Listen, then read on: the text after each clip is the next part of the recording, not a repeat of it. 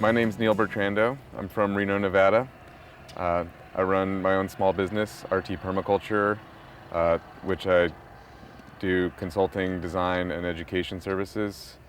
And I provide those services to both local nonprofits, local community groups, local individuals, and also I travel. And I've worked in Haiti, Minnesota, Maine, Montana, and California, teaching and doing design and install over the past couple years. And I also do subcontracting for installation under different people. For example, Craig Sponholtz at Dryland Solutions, and for some of my clients.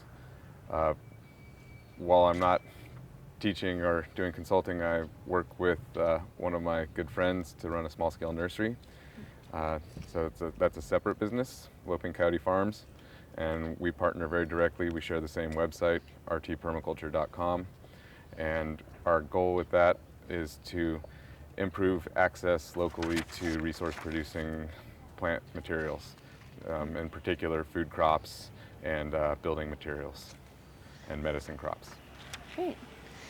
And is RT Permaculture just yourself, or? Yes, currently it's a sole proprietorship, so I am my sole employee as well, so I own it and it's me. Great.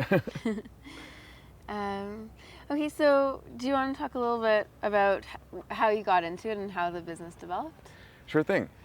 So the way that I got into it was that I came to permaculture in general from a biology and environmental science background, and I saw the problems that were going on and kind of between the interactions with humans and the environment, and I want to change from just studying them to actually working on providing solutions for them and changing the way that we treated the environment so that we could be beneficial interactors and participate in the ecology rather than just reactors and responding to problems that we saw. And how did you start the business? The way that I started my business was I was searching for basically some sort of job in the field, doing regenerative design or earth repair or ecological farming, and I couldn't really find a company to go work for out there. And so what I ended up doing was basically creating a niche for myself, and part of that was through collaborating with a nonprofit that was doing restoration work. And so I worked for them part-time while I started my own business, and that provided me with both experience and with connections with local people in agencies, public agencies, and also private organizations. And so that partnership really helped out to get my business started and off the ground. Great, so that kind of runs into my next question, which is what other factors contributed to your success as a business? So the factors that have contributed to my success as a business, one in particular is perseverance and patience, and also trying to keep my business very low overhead. My model has been to try and get to zero overhead, which is not necessarily realistic, but as long as I keep that as kind of my goal set, it keeps me from increasing my overhead dramatically, and that's helped a lot to give me the ability to be flexible and to not be taking out loans or creating debt or putting me in a position where I am forced to make decisions that I don't want to make. So keeping my costs low has been really helpful, and then being patient and perseverant. Also being honest with people and working really hard to provide a quality product. In terms of providing a quality product, would you say, and being honest with customers, are there any tips you have around there for making sure you give them what they want? The things that have helped me succeed as a business are to be very honest and clear with my clientele, and in particular to maintain the communication loop and communicate clearly and effectively as often as, not necessarily as often as possible, but at least as often as necessary and consistently. And any time that I have interaction or communication with a client, to try and provide something of value to them during that communication. So that's been very helpful. And then another thing that's helped along those lines is to incentivize quality within my business for myself to provide a quality product. And so I've created kind of a small system of rewards within my own structure of how I pay myself and how I interact with and invoice clients that encourages me to provide a product promptly and of high quality. And rearranging my fee schedule and how I interact with my clients and design the product around their needs has really helped to allow me to move forward. Great. And so you mentioned that you were working with a not-for-profit and that helped kind of evolve some of your relationships. Is there anything else that you did for yourself in terms of marketing or finding clients that was successful? Not so much specifically marketing. Almost all of my clients so far have come through word of mouth. So part of what I work on in my business is to always be working on self-improvement to improve the quality of myself and my services and my products. And that includes doing a lot of education, going to classes, workshops, finding mentors, contacting them, working for them, meeting people with them. And so through basically working on my business to improve my products and services, I've met people that want those.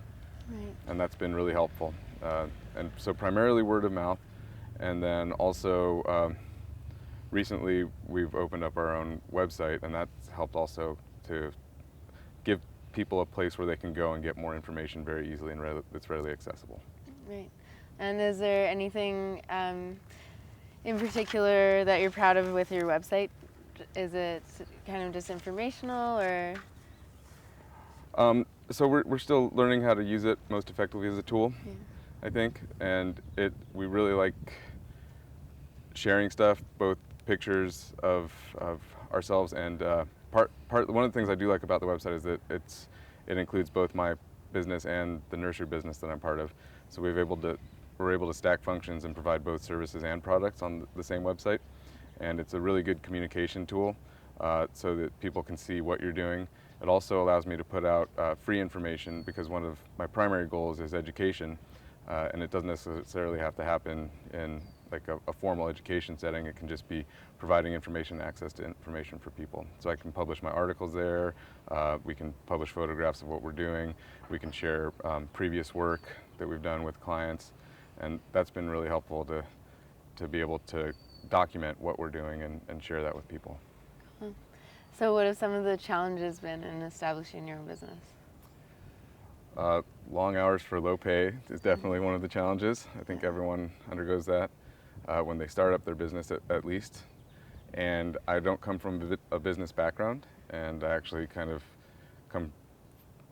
initially I rejected kind of business as an approach because it seemed to me when I was much younger that money was partly what was causing a lot of our problems in the world.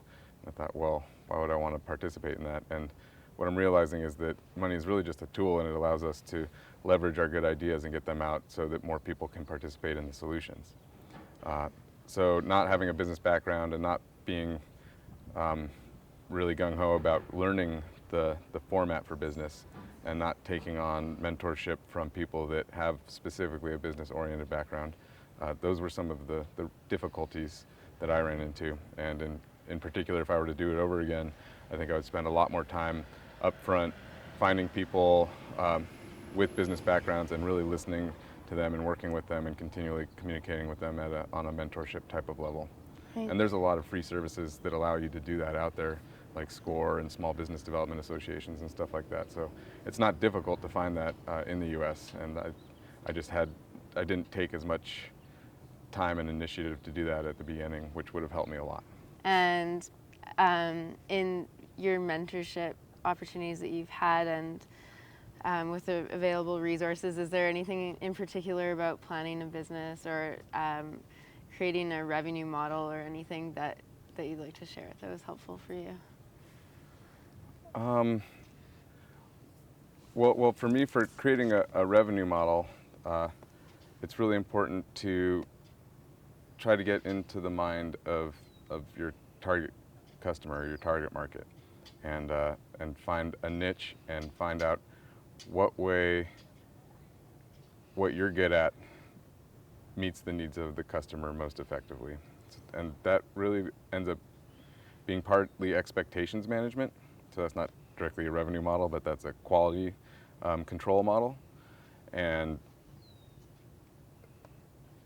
a happy client is going to come back, basically. So maintaining customers is really, I think, one of the really important things to do, because it's better to have 10 really good customers that keep coming back than 100 customers that come once and never come back, especially in a business like consulting, where really it's the person-to-person relationships and your reputation which gives you the credibility to continue doing it.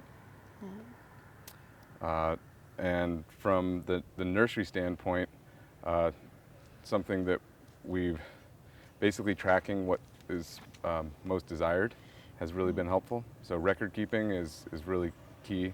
If you're not doing it, it's really hard to make good decisions, and you're always just working on guesswork. So keeping track of what people really like and providing more of that, and opening up the communications channels to find out what we're not providing that they're interested in is also very helpful. And looking at different models for maintaining cash flow, such as subscription sales or contract growing, and then retail store front type of scenario, and also figuring out ways to distribute it by diversifying our product base from just plants to seeds and other things that we can fill in the cash flow gaps in the off season has been very helpful. Yeah, that's an answer that we haven't heard a lot of, is just like kind of the cash flow thing and making sure that you have a new product for different seasons and that kind of thing. Yeah, that's been really helpful. Yeah. Because it's hard to work during the off season. It's hard to get really motivated and be excited about working when you're doing it for long hours for no money, and maybe no money ever. You don't know if you're going to be generating revenue. So having something that fills in that time when you're working hard but don't have people actually buying your product is very helpful. Okay, and then for someone, just because we haven't talked to anybody who's running a nursery yet, are there any particulars about running a nursery that you've learned? Simplify is always a good one for starting up, at least. And also sequencing is really important, getting things to happen at the right time and being prepared when there's a lot of work to be done. So that we found has been very helpful. Mobile infrastructure, even in the nursery, and decreasing our potential for loss. So one of the things that we do with our larger plants is, instead of keeping them in pots, especially because we have such dry, cold winters and water is sometimes difficult to access, and we had a lot of inventory loss during that time, is we ended up just putting a lot of stuff into the ground and then selling it via bare root. So that allows us to sell it in the spring, but have it in a place that's much more durable and resilient for the plant to thrive, rather than in pots that get exposed to wind and sun and dry out more easily. So finding ways to make our products durable and decrease any sort of maintenance or labor that we need to do on them has been really helpful. Okay, and the first point you said was simplify. What did you mean by that? For example, decreasing the number of products that we have. We tried to do a lot of different things at first, and some of them worked well and some of them didn't. And so there's the benefit of doing that is now we know what works well. So there's some trial and error there. However, I think that we could have achieved a similar effect by having better communications with our customer base.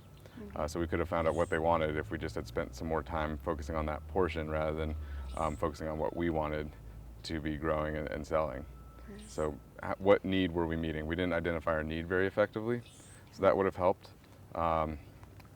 and that would have allowed us to simplify and it would have allowed us to do less and achieve similar results. Okay. Okay, so now in terms of opportunities for other people wanting to get into permaculture businesses, is there, I don't know, is there something that your customers want to see you do that you just don't have time for, or a business that you wish you could work with, that just some kind of gap that you see is not being filled right now? I think there's a lot of gaps out there, and a lot of opportunities. And one of the things that we always have to buy things like compost and soil mix and that sort of stuff for a nursery business because we can't generate enough on our own, and we are working on doing that. But there's pretty much, I think, in every municipality there's going to be a need for some sort of compost operation, and it's pretty straightforward to do.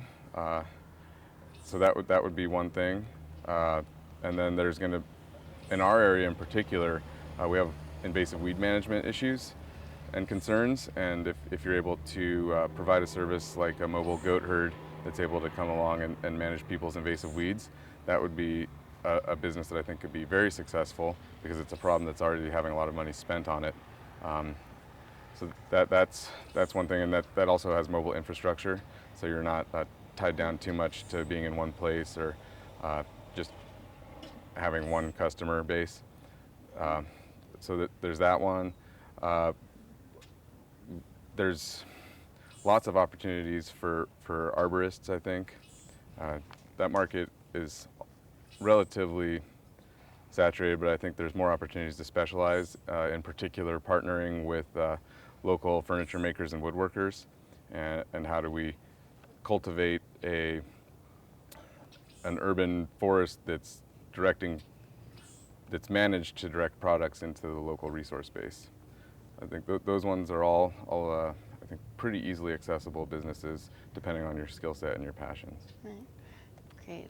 Great ideas. Okay, and I guess just if you have any more advice or insight that you'd give to somebody that's looking to start a business. Yeah, spend time planning first, and really check in with yourself and make sure that you are passionate about what you're getting yourself into, because it takes a lot of time and energy. And seek out people that have done something similar, and if possible, go work in something that's as similar as possible to the business you want to start, at least for a little bit. Do some background research, both through kind of literature or reading or conversations with people and mentorships, and then also get some physical hands-on experience specifically in something at least similar to the business you want to get into, to see how other people are running businesses and give you an eye to the behind the scenes and what really helps to make things work effectively and efficiently versus what things are going to hold you up and make it difficult for you to succeed.